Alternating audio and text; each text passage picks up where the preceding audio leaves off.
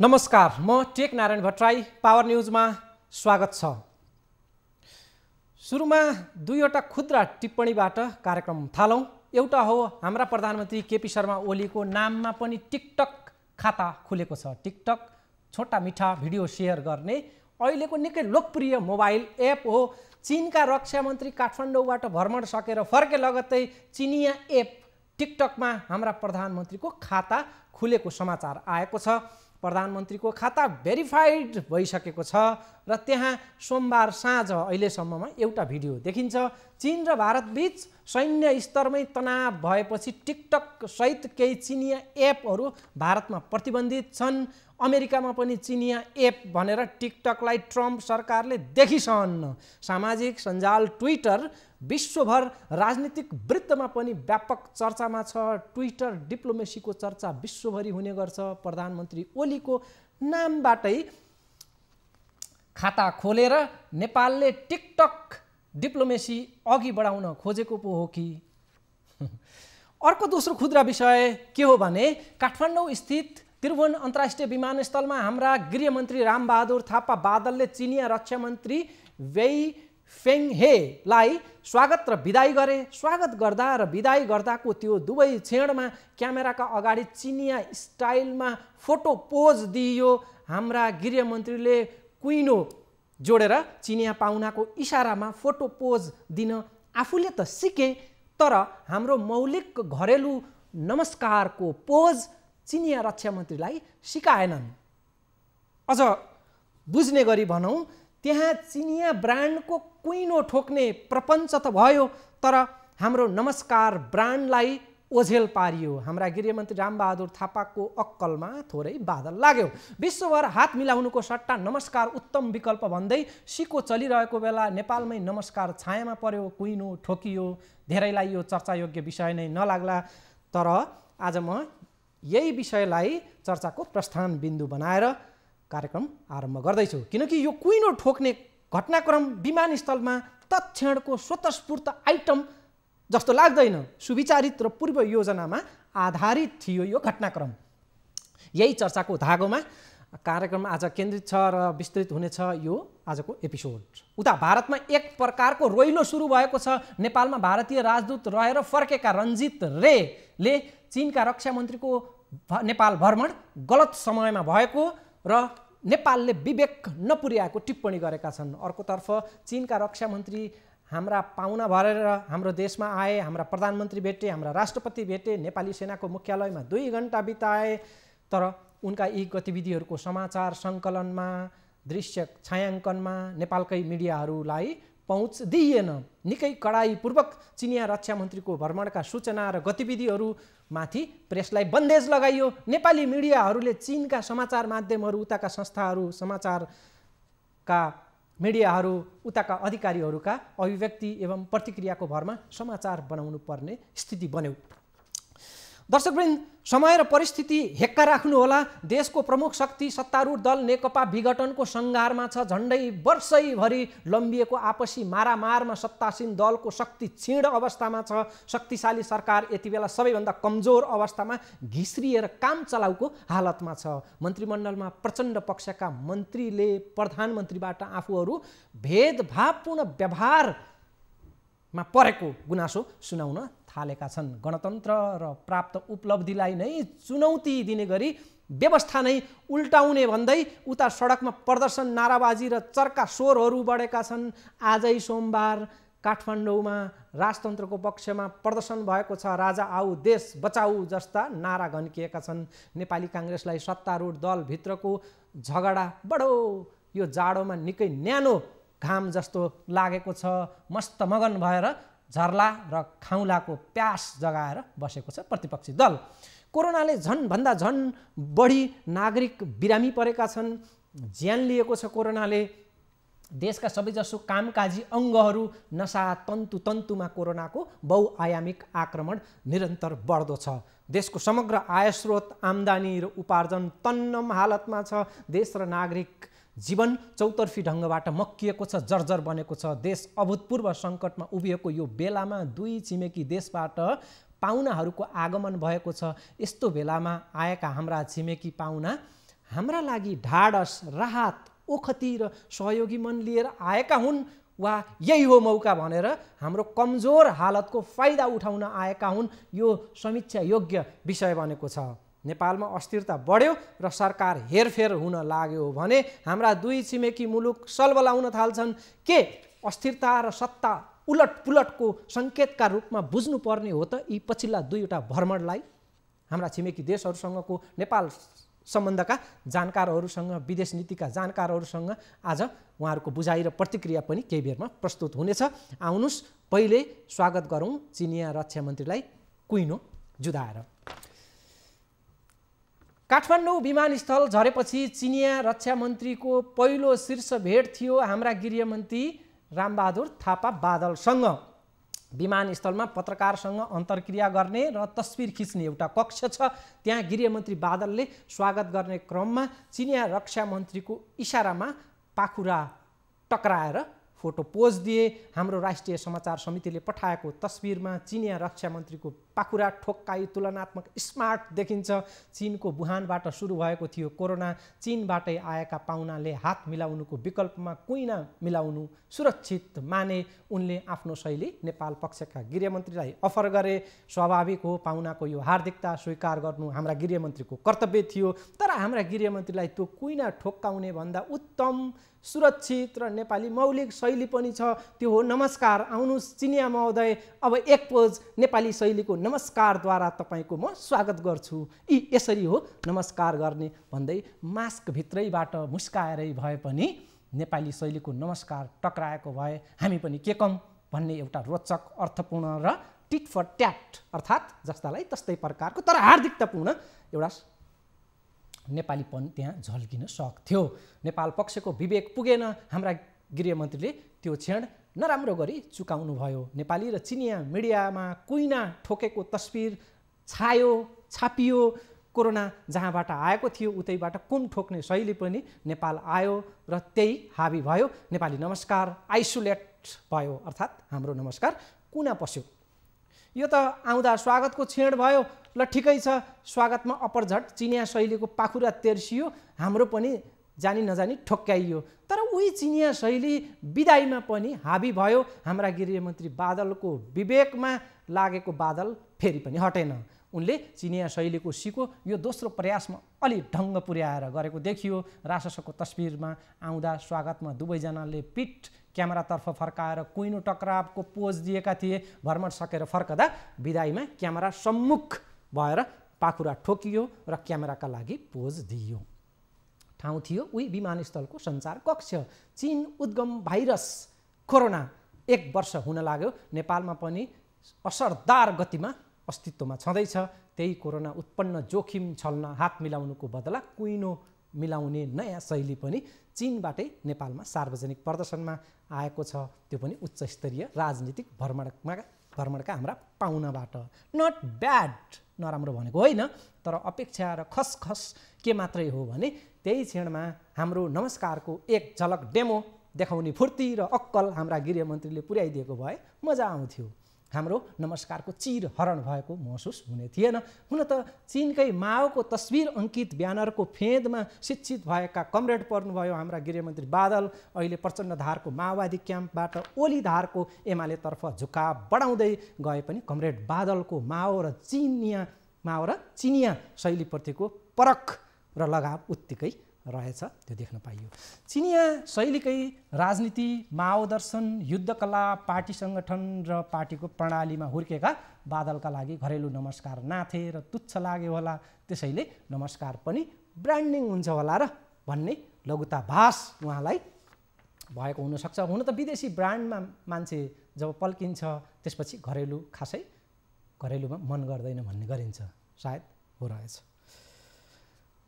चीनको यो भ्रमण भारतका लागि टाउको दुखाइ बनेको छ। चिनिया रक्षा मन्त्री आउनु अघि भारतले आफ्नो पकड ढिला नहोस् भनेर खुफिया एजेन्सीका प्रमुख, रहका प्रमुखदेखि स्थल सेनाका आफ्ना प्रमुख हुँदै विदेश सचिवलाई नेपाल पठाएको भन्ने खालका बुझाइ पनि विकसित भएका छन्। त्यस्ता टिप्पणीहरू पनि आएका छन्। तर नेपालका लागि भारतीय पूर्व राजदूत रञ्जित रेले उल्टो गरेर आफ्नो बयान, आफ्नो दाबी, आफ्नो टिप्पणी प्रस्तुत गरेका छन्। उनले भारतका भ्रमणहरूलाई काउन्टर दिन नेपालमा चीनको भ्रमण भयो भनेर भनेका छन्। यो पाटोलाई एकछिनमा विस्तारमा जोडौँला। आज मैले विदेश नीतिका जानकार एकजना पूर्व राजदूत डाक्टर दिनेश भट्टराईलाई चीनको बदलिएको नीतिमाथि प्रश्न गरेको छु। यो पहिला सुनौ, छोटो छ। पहिले चीनको नीति के हुन्थ्यो भने नेपालमा जोसुकै सत्तामा होस् चीन स्वयंले पहिले भारतलाई हेर इन्डिया फर्स्ट भन्थ्यो। तर अब चीनको नीति अहिले फेरिएको छ। ऊ अब नेपालको पहिलो ध्यान आफूतर्फै आकर्षित गर्न चाहन्छ र भारतको पकड नेपालमा कमजोर बनाउन चाहन्छ। चीनले आफ्नो नीति फेर्यो भन्छन्। यो कुरा सही हो? यो चाहिँ तपाईँले ठिक भन्नुभयो। यो माओ सेतुङको पालादेखि नै, चाउएनलाईको पालादेखि नै उनीहरूले नेपाली नेताहरूलाई दिने सल्लाह के भन्दाखेरि तपाईँहरूले चाहिँ दक्षिणसँग भारतसँग मित्रवत व्यवहार राख्नुहोस्, हामीसँग चाहिँ पनि मित्रवत व्यवहार राख्नु, तर पहिल्यै you have to be friendly to India without being hostile to China भन्ने त त्यो चाउएनलाईले हाम्रा नेताहरूलाई भनेको मन्त्र नै छ। अनि हो इन्डियाबाट चीनले त्यति खतरा महसुस गर्दैन थियो इन्डिया मात्रैको उपस्थितिले। तर इन्डिया सँगसँगै पश्चिमा शक्तिहरू पनि यहाँ सलबलाउन थालेपछि, यहाँ गतिविधि बढाउन थालेपछि चीन चाहिँ झस्केको छ। त्यही भएर हामीले पश्चिमा हाम्रा मित्र राष्ट्रहरूलाई भन्न सक्नुपर्छ हामी बडा संवेदनशील ठाउँमा छौँ, त्यसैले तपाईँहरू आफ्नो सीमामा बसिदिनुहोस्। यो लाइन भन्दा, यो लक्ष्मण रेखा भन्दा यो लक्ष्मण रेखालाई क्रस नगरिदिनुहोस्, हामीलाई अप्ठ्यारो पर्छ भनेर हामीले भन्न सक्नुपर्छ। हाम्रो स्वतन्त्र परराष्ट्र नीति भनेको त्यही हो। भारतमा कुनै राजनीतिक परिवर्तन हुँदाखेरि यहाँ जुन किसिमको परिवर्तन भयो त्यो परिवर्तन चीनमा त्यस्तै किसिमको परिवर्तन हुँदाखेरि हामीलाई त्यति फरक पारेको छैन। चीनले यो भौगोलिक यथार्थतालाई, वस्तुस्थितिलाई बुझेर उसले भन्ने गर्थ्यो भारतसँग राम्रो सम्बन्ध राख, हामीले चाहेर पनि चाहे जति तिमीहरूलाई सहयोग गर्न सक्दैनौ भन्थ्यो। अब चीन त्यो अवस्थामा रहेन। चीनले भारतलाई चुनौती नै दिने किसिमका न्युजहरू हिजोको ग्लोबल टाइम्स हामी हेऱ्यौँ भनेदेखि त स्पष्ट देखिन्छ। त्यसैले हामी चनाखो भएर कसको ठाउँ कहाँनिरसम्म मात्रै हो भनेर उनीहरूलाई हामीले सचेत गराउन सकेनौँ, उनीहरूलाई रोक्न सकेनौँ भनेदेखि नेपालमा बडा खतरनाक खेलहरू चाहिँ हुने सम्भावना देखिन्छ। नेपालका लागि भारतीय पूर्व राजदूत रञ्जित रेले चीनका रक्षा मन्त्रीको नेपाल भ्रमण गलत समयमा भएको प्रतिक्रिया दिएका छन्। सत्ताधारी दल नेकपाभित्र गम्भीर मतभेद चलिरहेको बेलामा चीनको यो भ्रमणलाई पूर्व राजदूत रेले रङ टाइमको अर्थात् गलत समयको भ्रमण भनेर बताएका छन्। उनले भारतीय विदेश सचिव भ्रमण सकेर फर्कने बित्तिकै चीनले भ्रमणको समय रोज्नुमा पनि शङ्का व्यक्त गरेका छन्। उनले भारत र चीन बीचको सम्बन्ध रक्षा र सैन्य तहमै तनावपूर्ण रहेको बेलामा नेपालले चीनको रक्षा मन्त्रीलाई आमन्त्रण गर्नु नेपालतर्फको पनि असंवेदनशीलता भन्दै भारतको सुरक्षा चासोप्रति नेपाल बेपरवाह बनेको टिप्पणी गरेका छन्। एउटा वेबिनारमा उनले आफ्नो मन्तव्य दिँदै, एउटा अनलाइनमा हुने अहिले बैठकहरू, भाषणहरू अहिले अनलाइनमा पनि हुन्छन्, त्यस्तो एउटा वेबिनारमा उनले यो प्रतिक्रिया दिएका हुन्। पूर्व राजदूत रेले भनेका छन् भारतका सैन्य प्रमुखको भ्रमणकै बेलामा चीनका रक्षा मन्त्रीको भ्रमण गराउनु नेपालले सन्तुलन कायम गर्न खोजेको सन्देश दिनलाई होला सायद, तर नेपालले भारतीय संवेदनशीलतालाई ख्याल गरेन, उनको चित्त दुखाइ छ। तर राजदूत रेको तर्क ठिक उल्टो जस्तो लाग्छ, किनकि चीनका रक्षा मन्त्रीको भ्रमण पूर्व निर्धारित थियो। त्यो भ्रमणभन्दा पहिले नै भारततर्फको अपरजटको भ्रमण भएको हिसाबले, भारततर्फको यो अपरजट भ्रमण भएका छन् पछिल्ला, बरु यो हिसाबले भारतले चिनिया भ्रमणलाई प्रभावित पार्न र काउन्टर दिन खोजेको देखिन्छ। यो विषयसहित नेपालमा अहिले बढेको अस्तव्यस्त स्थिति, सत्तारूढ भित्रको कलह, सडकमा बढ्दो जनआक्रोश, त्यसमाथि कोरोनाले थिलिएको जर्जर अवस्थाको यो बेला पारेर भएका यी भ्रमणहरूले देशको घाउमा मलम लगाउला या यही हो मौका भनेर कमजोर अवस्थाको फाइदा उठाउने नियत लुकेको छ यी भ्रमणमा। खास के हो त्यो बुझ्ने प्रयास गरेको छु मैले। यसपछि भारतीय मिडियामा यी पछिल्ला भ्रमणलाई जोडेर भारत र चीनका लागि नेपाल एक नयाँ युद्ध क्षेत्रमा बदलिएको उल्लेख गरेर समाचारहरू पनि आएका छन्। यी विषयहरू बाँकी नै छन्, ती प्रस्तुत गर्नुभन्दा अगाडि समय भएको छ एउटा छोटो विश्रामको।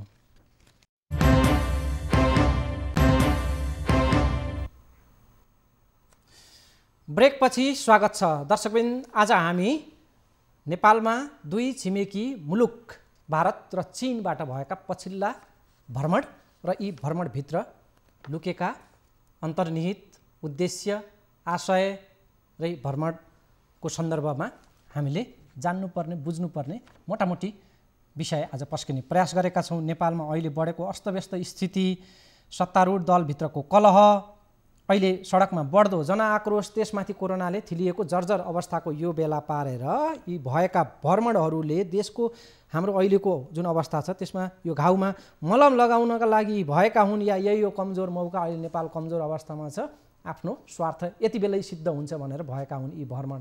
यसको विषयमा विस्तृतमा बुझ्ने गरी विदेश नीतिका जानकार डाक्टर दिनेश भट्टराईसँग मैले आज विस्तृतमा कुरा गरेको छु।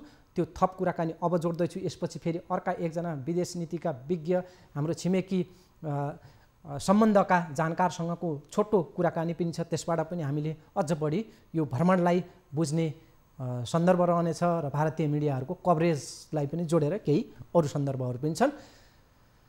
डाक्टर दिनेश भट्टराईसँगको यो थप संवाद सुनौ। अहिले सत्तारूढ दलभित्र कलह उत्कर्षमा छ, सडकमा गणतन्त्र विरोधी आवाजहरू बढ्दो छ, कोरोनाको महामारी छ। यो अस्तव्यस्त अवस्था रहेको बेलामा हाम्रा छिमेकी पाहुनाहरूले हाम्रा लागि ढाडस, राहत, ओखती र सहयोगी मन लिएर आएका हुन् वा यही हो मौका भनेर हाम्रो कमजोर हालतको फाइदा उठाउन आएका हुन्? अहिलेका यी पछिल्ला भ्रमणलाई कसरी बुझ्नु पर्ला सर? तपाईँले ठिक भन्नुभयो। अब दुवै देखिन्छ। औषधि पनि इन्डियाले, भारतले त परराष्ट्र मन्त्रीज्यूलाई चाहिँ केही औषधिहरू हस्तान्तरण पनि गरे भारतका विदेश सचिवले।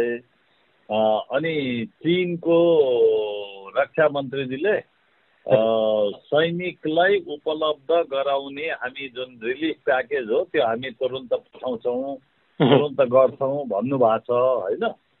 त्यो एउटा तपाईँको प्रश्नको पहिलो पाटोको कुरो हो। दोस्रोको लागि यो हाम्रो भू राजनीतिक अवस्थिति यो मुलुकको जे छ, हाम्रो नेपालको महत्त्व हाम्रा छिमेकीको लागि, अरू शक्ति राष्ट्रहरूको लागि पनि हत्तै बढ्या छ। यो सन्दर्भमा पनि यो भिजिटलाई हेरेर गाँसेर जोडेर हेर्न सकिन्छ। यो भिजिटलाई, चीनको रक्षा मन्त्रीको भिजिटलाई सुरक्षा केन्द्रित भनेर अनुमान गर्न केही गाह्रो देख्दिनँ म। भारतको पनि सुरक्षामा ध्यान छ, ध्यान अलि बढ्दो छ। भारतले पनि पाकिस्तानी बढे, चाइनिज बढे, अनि चाहिँ यो फेक करेन्सीहरू चाहिँ यहाँबाट धेरै आयो यताउति भन्ने उसको पहिलेदेखिको कन्सर्न हो। त्यसैले सहयोग गरौँ भन्ने त अब देखाइहाले। तर चाहिँ के भन्दाखेरि यो भू राजनीतिक दौडधुप चाहिँमा हाम्रा छिमेकीहरू र हाम्रा अरू चाहिँ मित्र राष्ट्रहरू, पश्चिमा शक्ति राष्ट्रहरू परेको देखिन्छ। नेपालमा जुन अहिले राजनीतिक अस्थिरता बढेको मौका हेरेर सरकार बन्न वा ढल्न लागेको बेलामा हाम्रा दुई छिमेकी देशले चाहिँ आफ्नो सक्रियता यहाँ बढाउँछन् भन्ने पनि गरिन्छ। यी पछिल्ला भ्रमणलाई देशमा अस्थिरता बढेको र सरकार तलमाथि हुन लागेको अर्थमा यो तात्कालिक तत्क्षणको सन्दर्भमा पनि बुझ्नु चाहिँ अहिले ठिक हुन्छ कि गलत हुन्छ? खास अहिले जुन समयमा जसरी र जुन सन्दर्भमा जुन पृष्ठभूमिमा यी भ्रमणहरू भइरहेछन् त्यसैले यसको यी भ्रमणहरू अर्थपूर्ण छन्। जुन राजनीतिक, भू राजनीतिक चाहिँ परिदृश्य बदलिँदो छ र गेम पनि बदलिया छ, त्यसै सन्दर्भमा चाहिँ गाँसेर हेर्नुपर्छ र हामीले त्यसको सामना गर्नको लागि आफ्नो तयारी भने के भन्दाखेरि हाम्रा संस्थाहरू बलियो बनाउनु पर्यो। के हो यसको अर्थ के हो भन्ने हामीले बुझ्न सक्नु पर्यो। हामीले चाहिँ उत्तरतिरको मेसेज पनि बुझ्दैनौँ, दक्षिणतिरको मेसेज पनि बुझ्दैनौँ, बाहिरको आएर पनि के गर्छ त्यो पनि बुझ्दैनौँ, अनि हामी चाहिँ भ्रममा परिरहेको अवस्था देखिन्छ। चिनिया रक्षा मन्त्रीको भ्रमण पूर्व निर्धारित थियो, जे होस् त्यो चाहिँ अलिकति प्लान लेभलमा थियो। तर भारतका जुन पछिल्ला रहको प्रमुख, त्यहाँको सैन्य प्रमुख, त्यसपछि विदेश सचिवका यी भ्रमणहरू चाहिँ जुन चिनिया भ्रमण हुँदैछ त्यसका लागि भारततर्फको आफ्नो बेस लाइन तयार पार्नका लागि, पूर्व तयारी गर्नका लागि र आफ्नो पकडलाई चाहिँ यथावत राख्नका लागि, ताकि चीनको त्यो भ्रमणमा आफ्ना स्ट्यान्डहरू चाहिँ तलमाथि नहुन् भनेर पूर्व योजना बनाउनका लागि नेपालमा त्यस्ता भ्रमणहरू भएका हुन् भारतका भन्ने अर्थमा पनि टिप्पणीहरू भएका छन्। यसलाई हामीले सही अर्थमा बुझ्न सक्छौँ। भारतले नेपालमा के गर्दैछ, चीनले चाहिँ त्यो टेक्नोलोजी मार्फत तपाईँको चाहिँ त्यो थाहा पाइरहेको, उसको इन्टेलिजेन्स मार्फत थाहा पाइरहेको होला। त्यस्तै इन्डियाले पनि चीनले यो मुभ गर्दैछ भन्ने थाहा पाएरै चाहिँ यो तपाईँको प्रिइम्प्ट भन्छ कि, प्रिइम्प्ट त्यसभन्दा अगाडि नै चाहिँ काम गरिरहेको भन्ने यो हुन सक्छ। किनभने जियो पोलिटिकल गेम नेपालमा बढिरहेको छन्। जसरी भ्रमणहरू हामीले देख्यौँ, जसरी यहाँ भ्रमणहरू सम्पन्न भए, जुन कुराहरू आए, त्यसमा हामीले देख्दाखेरि यहाँ नेपालमा जियो पोलिटिकल गेम छिमेकीको बढिरहेको छ। अहिलेको चीनका रक्षा मन्त्रीको भ्रमणमा धेरै कुराहरू खुलाइएन। अब नेपालको मिडियाहरू पनि चिनिया मिडियाहरू, उताका अधिकारीहरू के भन्छन् त्यतातिरको सोर्स युज गर्नुपर्ने अवस्था छ। यही एक खालको प्रतिबन्धित जस्तो पनि अवस्था बन्यो। तपाईँले बुझ्दाखेरि के उद्देश्य थियो अथवा के भयो होला त यो चाहिँ चीनको यो अनुमानको भरमा यो चाहिँ, किनभने यो जुन हामी कुरा गरिरहेछौँ राष्ट्रिय सुरक्षासँग सम्बन्धित, हाम्रो राष्ट्रिय हितसँग सम्बन्धित, यो राष्ट्रिय विकाससँग सम्बन्धित कुराहरू हुने नि निकै अत्यन्त गम्भीर कुराहरू हामी गरिरहेछौँ, अत्यन्तै संवेदनशील कुराहरू गरिरहेछौँ। त्यही भएर बढी तथ्य नभइकन बढी अनुमानको भरमा यही भयो होला भनेर चाहिँ म भन्न चाहिँ त्यति पर चाहिँ अहिले तुरुन्तै जान सक्ने अवस्था चाहिँ म देख्दिनँ। हाम्रो सरकारले त्यो कुरा त अब कति भन्न मिल्ने हो त्यो कुरा त बाहिर भन्नु पर्यो नि त पब्लिकलाई। कति के कुराहरू भएका छन् त्यो त अलिकति चाहिँ यसो चाहिँ त्यो सङ्केत चाहिँ साङ्केतिक रूपमा भए पनि चाहिँ गर्नुपर्ने हो। खै अब हाम्रो सरकारबाट त्यति साह्रो सूचना आइरहेको जस्तो लाग्दैन। यो पछिल्लो भारततर्फको भ्रमणले चाहिँ जुन हाम्रा सीमाका तनावहरू छन्, विवादहरू छन्, यो समाधान गर्नका लागि केही ठोस योगदान गर्ने जस्तो तपाईँलाई लाग्छ? एउटा सिमानाको कुरालाई लिएर त्यो संवादहीनता तोडियो अनि तपाईँको सीमा विवाद अहिले त्यति छलफल भएको देखिँदैन सरकारी विज्ञप्तिहरू यताउति हेर्दाखेरि। तर अब प्रधानमन्त्रीजीले भन्नुभयो भन्ने पनि छ, उताकोले भने छैनन्। अनि भन्दाखेरि अब प्रधानमन्त्रीजीले त यहाँ चाहिँ अब भन्नको लागि राष्ट्रवाद त जगाउनु भएकै छ नि उहाँले त। अब चाहिँ चुनावमा पनि जगाउनु भयो, अब अहिले पनि चाहिँ अब राष्ट्रवाद पार्टीको झगडामा समेत लिम्पियाधुरा लिपुले चाहिँ कालापानी मैले नक्सा राखेँ भनेर चाहिँ पार्टीको झगडामा समेत चाहिँ परराष्ट्र नीतिलाई चाहिँ ड्र्याग गर्नु भएको छ, परराष्ट्र नीतिलाई चाहिँ लिनु भएको छ, राजनीतिकीकरण गर्नु भएको छ आफूले जस लिनको लागि। तर त्यो चाहिँले हामीलाई दीर्घकालमा फाइदा गर्दैन। हेर्नुहोस्, वार्ताको टेबलमा बसिसकेपछि अनि वार्ता गर्न थालेपछि त्यसपछि त्यसको दिशा अर्कै जान्छ। कमसेकम चाहिँ हामी वार्ता गरिरहेछौँ भनेर एउटै वार्ताले समस्या समाधान हुने पनि होइन, एउटै भ्रमणले समस्या समाधान हुने पनि होइन। त्यसैले यो वार्ता हामी निरन्तर चलाउनु पर्छ र एउटा सम्मानजनक चाहिँ तपाईँको प्रस्तुति गरेर एउटा समाधानमा पुग्नुपर्छ भन्ने लाग्छ। दर्शकवृन्द, आज हामी नेपालमा भएका हाम्रा दुई छिमेकी मुलुकका त्यहाँका उच्च स्तरीय जुन भ्रमण भएका छन् ती भ्रमणलाई सकेसम्म बुझ्ने कोसिस गर्दैछौँ विदेश नीतिका जानकार परराष्ट्र मामिलाका जानकारहरूबाट। बीबीसी हिन्दीले नेपालमा भएका यी दुई छिमेकी भ्रमणबारे तयार पारेको एउटा विस्तृत समाचारमा भारत र चीनका लागि नेपाल एक नयाँ युद्ध क्षेत्रमा बदलिएको उल्लेख गरेको छ, बडा हाइलाइट गरेर।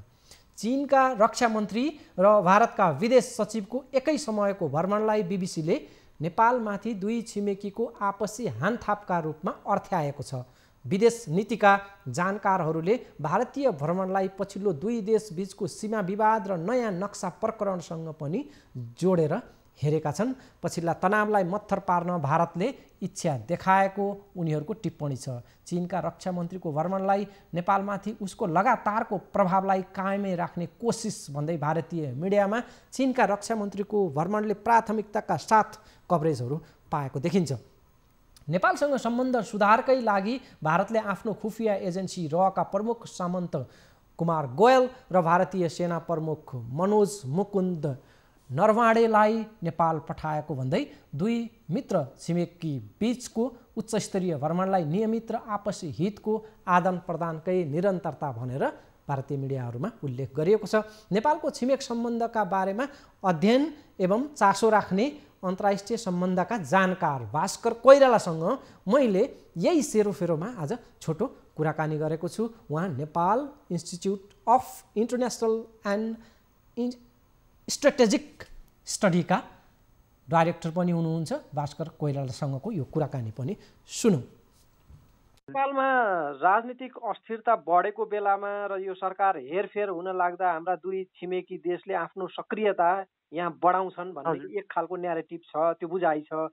के नेपालमा अहिले त्यही स्थिति अर्थात् सत्ता हेरफेर राजनीतिक अस्थिरता बढेको सङ्केतका रूपमा चाहिँ यी दुईवटा भ्रमणलाई दुई छिमेकीको भ्रमणलाई लिने अर्थमा बुझ्न सकिन्छ कि के हो खास? एक हिसाबले त बुझ्न सकिन्छ होइन। यो मेन प्रिन्सिपल चाहिँ के भने जति चाहिँ नेपालमा अस्थिरता बढ्दै जान्छ त्यही रेसियोमा चाहिँ इन्डियाले पनि र चाइनाले पनि आफ्नो इन्ट्रेस्टलाई चाहिँ कसरी सेफगार्ड गर्ने त्यो रेसियो चाहिँ एकदम प्रोपोर्सनल नै हामीले त्यो हिसाबले हामीले हेर्न सक्छौँ। जति चाहिँ राजनीतिक अस्थिरता बढ्छ यहाँ र जति चाहिँ स्टेट बिल्डिङको काम हुँदैन, जति चाहिँ विकासमा चाहिँ फोकस हुँदैन नेपालमा, जति चाहिँ रोजगारीको चाहिँ इस्युहरूमा चाहिँ गभर्मेन्टले प्रायोरिटी दिँदैन, त्यो हिसाबले चाहिँ अस्थिरता बढ्ने हो नेपालमा।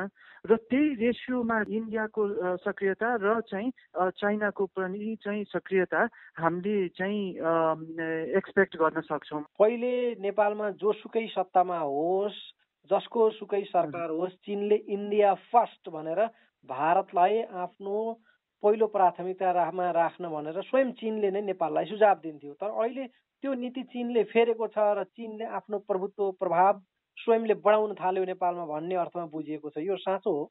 नेपालको कन्टेक्स्टमा मात्रै त्यो रेलिभेन्ट जस्तो रेलिभेन्ट मात्रै होइन होला होइन। अरू ठाउँहरूमा पनि चीनको 14-15वटा चाहिँ यो ल्यान्ड बााउन्ड्री भएको बोर्डर सेयर गरेको अरू कन्ट्रिजहरूसँग पनि छ होइन। यस्तो खालको प्याटर्न हामीले अरू ठाउँहरूमा पनि हेर्न सक्छौँ होला, देख्न सक्छौँ होला होइन। अब जुन चाइनाको बेल्ट एन्ड रोड इनिसिएटिभ छ धेरै ठाउँहरूमा पनि त्यो विस्तार भएको छ। नेपालमा पनि त्यसको टेन्सन चाहिँ हुन खोजिरहेछ, किनभने ग्लोबल स्ट्राटेजी हो। पहिला थिएन यस्तो खालको स्ट्राटेजी चाइनाको, अहिले आएर चाहिँ त्यो भएको हुनाले चाइनाको बढी चासो नेपालमा, त्यो हिसाबले पनि हामीले यसलाई विश्लेषण गर्न सक्छौँ। दुवै देशबाट एकैचोटिको सक्रियता अनि सेम टाइमिङ कसरी हामीले यसलाई बुझ्ने? यस्तो खालको हाई लेभल भिजिट्सहरू अगाडिदेखि नै प्लान भएको हुन्छ होइन। एकैचोटि त कोही हाई लेभल लिडर त आउँदैन नेपालमा होइन। धेरै अगाडिदेखि यसको प्लानिङ हुन्छ। अब त्यो एउटा पार्ट भयो, सामान्य भयो होइन। अर्को पार्ट चाहिँ कस्तो भने यसलाई चाहिँ लङ टर्म पर्सपेक्टिभमा हेर्दाखेरि किन चाहिँ यस्तो खालको हाई लेभल भिजिट्सहरू नेपालमा भइरहेछ, नेपाली जनताले चाहिँ यो राम्रो हो कि होइन, नराम्रो हो कि के हो, नराम्रो भएको चाहिँ खण्डमा किन चाहिँ नराम्रो हो र यसलाई चाहिँ कसरी चाहिँ हामीले सुधार गर्न सक्छौँ सिचुएसनलाई, र नेपाल चाहिँ एउटा स्ट्रङ स्टेट, एउटा शक्तिशाली एउटा राज्य हुन पर्यो। हामीले यस्तो खालको हाई लेभल भिजिट्सहरूलाई चाहिँ राम्रोसँग ह्यान्डल गर्न सक्नु पर्यो र चाहिँ के भने कुनै छिमेकलाई चाहिँ शङ्का नआओस् कि नेपाल चाहिँ प्रयोग हुँदैछ भनौँ न, सिक्युरिटी इन्ट्रेस्टको हानि हुने छैन भन्ने हामीले चाहिँ एउटा चाहिँ कन्फिडेन्स दिलाउनु पर्यो होइन। जनताले पनि यो कुरा चाहिँ राम्रोसँग विश्लेषण गर्नुपर्ने हुन्छ, लिडरसिपले त गर्ने भइ नै हाल्यो होइन। नेपाल यस्तो खालको लोकेसनमा छ, एसियाको माध्यम मिडल ग्राउन्डमा बसेको छ होइन नेपाल लोकेसन। अब यता सेन्ट्रल एसिया वेस्ट एसिया चाहिँ एकतिर छ भने त्यसको इक्व डिस्टेन्समा चाहिँ साउथ इस्ट एसिया पनि पूर्वतिर छ। फेरि इन्डिया चाइना यो भनेको चाहिँ अहिलेको एसियामा मात्रै होइन ग्लोबली नै शक्तिशाली देशहरू जसको कि एम्बिसन पनि छ। हामी त्यस्तो खालको लोकेसनमा छौँ। चाइनिज मिलिटरीले पनि स्वाभाविकै हो नेपाल आर्मीसँग एउटा एक प्रकारको सम्बन्ध राख्न खोज्नु चाहिँ नेचुरल प्रोसेस नै हो, किनभने यो एकदम चाहिँ इम्पोर्टेन्ट लोकेसन छ र यहाँबाट चाहिँ एउटा सम्बन्ध भएपछि चाहिँ धेरै कुराहरू बुझ्न पनि सकिन्छ र चाहिँ एक हिसाबले चाहिँ यो एसियामा चाहिँ एउटा पिस एन्ड स्टेबिलिटीको निम्ति चाहिँ चाइनालाई मात्रै होइन नेपाललाई पनि त्यो फाइदा नै छ। इन्फर्मेसन पनि एक्सचेन्ज हुन्छ, एउटा रिलेसनसिप हुन्छ। सकारात्मक चाहिँ के भने यसले चाहिँ एक हिसाबले पिस एन्ड स्टेबिलिटी पनि ल्याउन सक्छ। भारत र चीन दुवै देश नेपाललाई आफ्नो प्रभावमा राख्ने कोसिसमा छन् र नेपाल दुवै देशलाई सन्तुलनमा राख्न यति बेला निकै चुनौतीको सामना गरिरहेको छ। नेपालको भूमिलाई भारत र चीन दुवैले आफ्नो रणनीतिक र दीर्घकालीन स्वार्थका लागि उपयोग गर्ने थलो बनाउने हानथापमा छन्। एसियामा को बढी प्रभावशाली बन्ने होडमा रहेका दुई छिमेकी शक्ति राष्ट्र आफ्नो क्षेत्रीय प्रभाव देखाउन पनि नेपालमा आफ्नो प्रभाव र आफ्नो प्रभुत्व बढाउन चाहिरहेका छन्। त्यसमाथि भारत हुँदै अमेरिका लगायत पश्चिमा शक्ति राष्ट्रले चीनमाथि दबाव आफ्नो बढाउन चाहन्छन्। त्यसैले पनि भारतको क्षेत्रीय प्रभाव पश्चिमा देशहरूका लागि पनि खाँचो छ। नेपाल अस्थिर हुँदा भारतमा असर पर्छ भन्ने भाका मिलाएर भारत सधैँ नेपालमा आफ्नो प्रभाव बढाइराख्न चाहन्छ, आफू प्रभावी हुँदै आएको छ। एक हदमा त्यो साँचो पनि हो। नेपाल र भारतबीच जनस्तरमै बहुआयामिक सम्बन्ध छ। त्यसका माध्यमबाट पनि यताको उता र उताको यता प्रत्यक्ष प्रभावहरू परिरहेका हुन्छन्। उदाहरण राजनीतिक, व्यावसायिक वा आपराधिक मात्रै छैनन्। त्योभन्दा प्रखर उदाहरण बनेको छ पछिल्लो कोरोना सङ्क्रमणको आदान प्रदान। तिब्बती शरणार्थीको मामला पनि चीनका लागि उत्तिकै चासोको विषय छ। त्यसको बहानामा चीनले नेपालमा पाउ पसार्ने गरेको छ।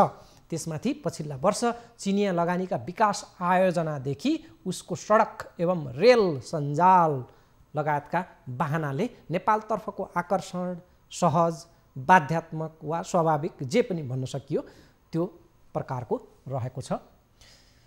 आज हामी मुख्यतः नेपालमा भएका पछिल्ला दुई छिमेकी राष्ट्रका भ्रमणलाई ती भ्रमणहरूलाई कार्यक्रममा केन्द्रित गऱ्यौँ।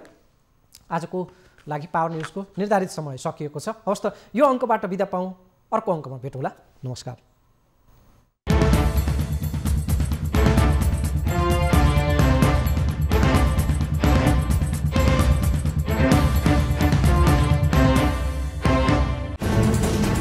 कोरोनाले सृजना गरेको सङ्कटमा पल पलका न्युज अपडेट र हर क्षेत्रको कभरेजका लागि न्युज 24 नेपाल युट्युब च्यानललाई सब्स्क्राइब गर्नुहोला।